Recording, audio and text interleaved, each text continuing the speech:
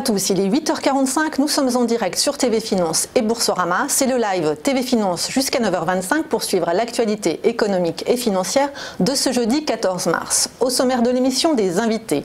Nous recevrons Samuel Métias, cofondateur et président de Commit, une start-up qui met la technologie au service du bien-être au travail. Il nous dira comment.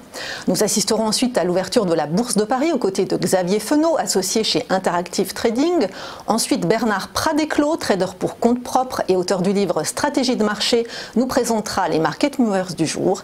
Et Charles Tolorenzi et Philippe Bénard, CEO et Managing Partner de Fastop Partners, nous expliqueront comment font les entreprises pour adapter leur cœur de métier aux évolutions du digital. Mais pour commencer, les trois informations économiques de la matinée. Report du Brexit. Le Parlement britannique s'est prononcé hier pour la troisième fois sur les conditions de départ du Royaume-Uni de l'Union européenne. Finalement, à l'issue d'un vote épique, les députés anglais ont rejeté de justesse une sortie brutale, sans accord. Un nouveau round de négociations avec l'Union européenne est donc à prévoir. Mais avant cela, le Royaume-Uni va demander à repousser la date butoir du 29 mars au 30 juin. Theresa May a même indiqué hier que le délai de ce report pourrait être plus long. Le Royaume-Uni devrait dans ces conditions participer aux prochaines élections européennes en mai. De leur côté, les Européens, las des tergiversations du Royaume-Uni, semblent peu enclins à prolonger ce délai. Ne pas vouloir quitter l'Union européenne sans accord ne suffit pas. Il faut aussi accepter un accord, a prévenu hier la Commission européenne. La première ministre britannique va donc tenter de proposer d'ici au 20 mars un nouveau vote sur l'accord qu'elle a conclu en novembre avec l'Union européenne et qui a déjà été retoqué 2 fois par les députés. Retour en France maintenant, une amende maximale pour ADP. Le groupe Aéroports de Paris a été condamné hier à 225 000 € d'amende pour homicide et blessures involontaires. C'est la peine maximale. Les faits remontent à 15 ans lorsqu'une partie du terminal 2 de Roissy s'était effondrée, faisant 4 morts et 7 blessés. Dans la foulée, le tribunal a également condamné les sous-traitants de ADP, 150 000 € d'amende pour le bureau de certification Bureau Veritas et 100 000 € pour le bureau d'études Ingérop et le constructeur GTM, filiale de Vinci. Des sanctions qui ont été plutôt mal accueillies à la Bourse de Paris, les actions ADP, Bureau Veritas et Vinci ont toutes terminé dans le rouge hier dans un marché pourtant haussier.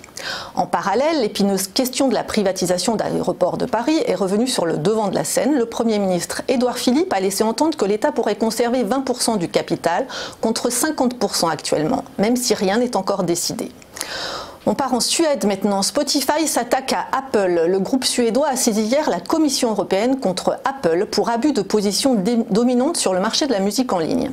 Spotify reproche à la firme américaine, propriétaire à la fois du système d'exploitation iOS et de l'Apple Store, d'imposer un droit de 30% aux services de musique en ligne qui vendent leur abonnement via sa boutique.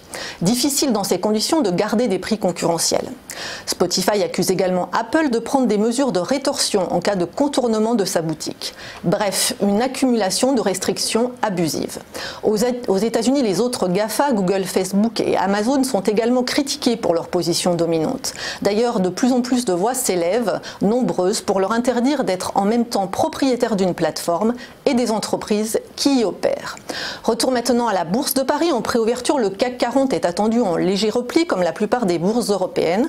Hier, l'indice parisien a gagné 0,7% à 5306 points.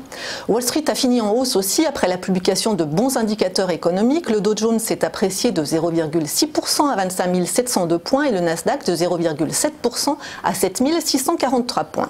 Ce matin à Tokyo, le Nikkei a terminé quasi inchangé. Sur le marché d'échange, l'euro se maintient au-dessus de 1,13 $. Côté pétrole, ça grimpe.